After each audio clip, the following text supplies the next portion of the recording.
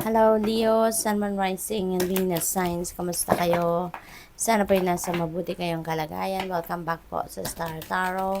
Kung bago kayo rito, welcome din kayo. Thank you for your support. I truly appreciate it. God bless you all. Leo, una mensahe po ninyo ay 8 of summer. Ayan.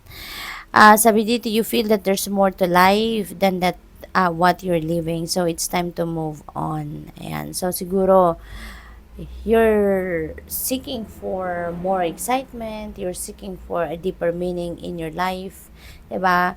Kasi, dati, nag-evolve na kayo dito ngayon. Nag-evolve na kayo. Kasi dati, kung ano man ang ginagawa ninyo, ah, dati, nag-enjoy na kayo dyan. No? Nag-enjoy kayo, naging contented na kayo. At some point, naging masaya kayo na ginagawa ninyo kung ano man yung ginawa ninyo before. Yung yung naging din kayo, yung naging masaya din kayo dyan. Pero nag-evolve na kayo. No? Maybe, nagawa nyo ng lahat dito sa kung ano man ang ginagawa ninyo, ano man ang trabaho ninyo, or career ninyo. Nagawa nyo ng lahat nung kaya ninyong gawin, or yung magagawa pa ninyo. But now, no, parang wala na. No? Naubos mo na, na-exhaust mo na, at wala ka nang maibubuga pa dyan. Kasi nga, yung parang, limited din, no? Limited din ang room, limited din yung pwede mong gawin, kaya you are seeking for another avenue na magagawa mo pa, no? Kasi alam mong marami ka pang pwedeng gawin para makatulong sa iba, para sa sarili mo, 'di ba? Marami ka pang pwedeng gawin, no? 'Yun ang nararamdaman mo, kaya you are looking for a different avenue sa ngayon, wherein may express mo pa yung mga bagay na gusto mo pang maiparating sa iba or magawa para makatulong din sa iba. Kaya you are moving on, no? You are moving on. Alam mo, iniisip mo na kung saan ka papatungo, alam mo na doon ka na magiging masaya, doon ka magiging contented, feeling fulfilled, yung ganon. Kaya parang sa ngayon, alam mo na din kung saan ka patungo. Alam mo na din alam mo kung saan ka dapat mapunta, no? What else? We have Ace of Spring, ayan. And magsisimula ka ng bagong chapter sa buhay mo sa ngayon.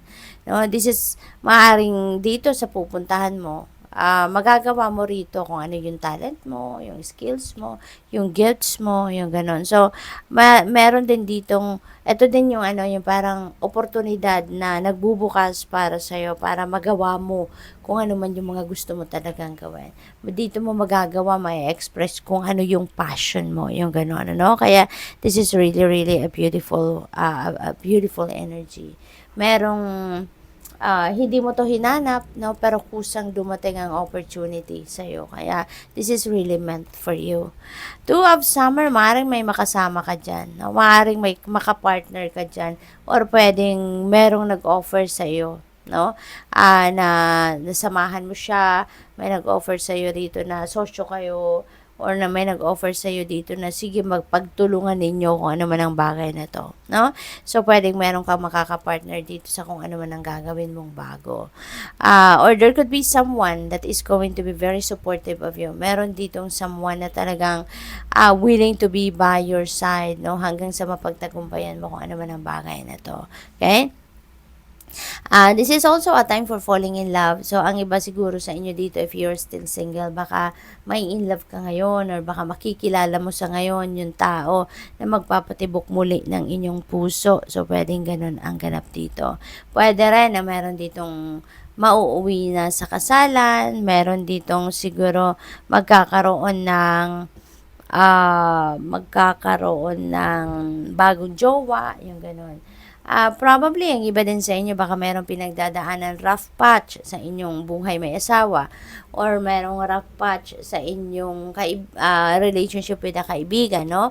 Kung meron ng ganun, ngayon, maaayos mo na yan. Ngayon, magkakaroon na kayo ng opportunity para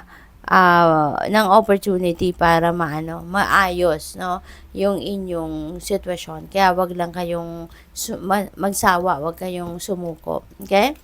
So we have awakening, look at things in a different way, and all will make sense. Okay? Don't worry if your progress is halted temporarily, things will soon start moving again. Yan, so may mga bagay lang siguro na kailangan mong pag-isipan sa ngayon. May mga bagay or sitwasyon sa buhay ninyo na kailangan mong tignan, ano? In a different perspective or in a different lens. Pwedeng related talaga siya dyan sa 8 of summer, no? Kaya maybe meron kayong discomfort na nararamdaman or merong naiisip kayo na parang hindi na to ang para sa akin, hindi na ako dito masaya. Kaya before you make a decision, sa bagay na yan. So, parang ito ang gagawin ninyo, no?